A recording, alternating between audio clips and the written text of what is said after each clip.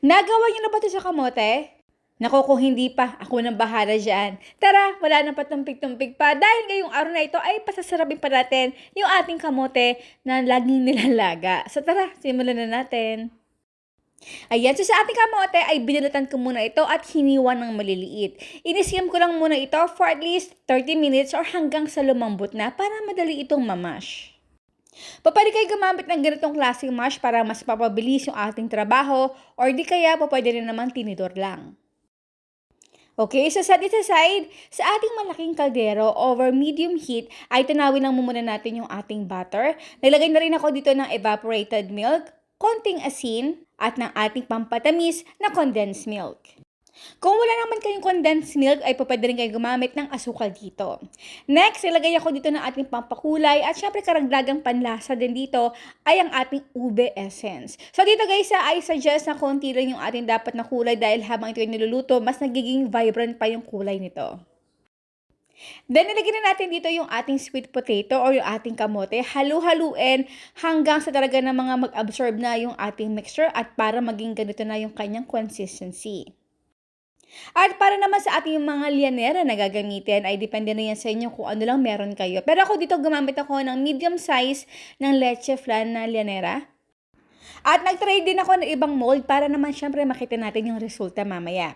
Nga pala sa bawat mold din natin ay nilagay ako dito ng soften or room temperature na unsalted butter para madali ito matanggal mamaya. Ilapat lang natin maigi yung ating mixture ng kamote at dapat ay magtira tayo ng kaunting space dito dahil yung ating toppings ay ilalagay natin mamaya. So mag-iwan lang tayo ng mga kahit 1 cm na space dito para again sa ating toppings. Siyempre, nakasanay na natin ang ube ay masarap talaga i-partner ito na may keso. Kaya naman, instead na talaga namang yema toppings lang ang aking gagawin dito, ay nalagay pa ako ng mga ingredients na I'll make sure na talaga namang magko-complement ito sa kanilang lasa. Nalagay ako dito ng ating coconut cream at ng ating cheese. Haluin natin ito maigi hanggang sa mag-well blend.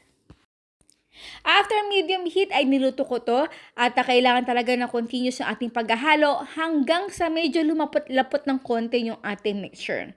Then ilagay na natin ito sa kada lianera o lalagyanan na pinaglagyan natin ng ating kamote mixture. Itong ating measurement talaga ay eksaktong-eksakto lang. Kaya naman kung gagamit kayo dito ng isang malaking food pan or kahit anong lianera na malaki na isang shot lang ay talaga namang saktong-sakto pati yung ating yema cheesy toppings. At para syempre mas maging dramatic pa at toasty taste yung ating toppings dito ay nag-broil lang ako dito for 20 minutes or hanggang sa mag-toast talaga pinakaibabaw lang nito. Bago ito i-unmold, syempre kailangan ay ito ay hindi na mainit so let it cool muna in temperature for at least 1 hour.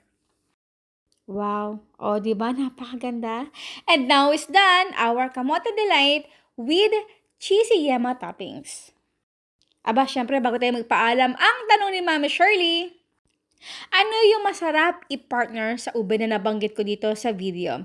Syempre, ang inyong sagot sa comment box section.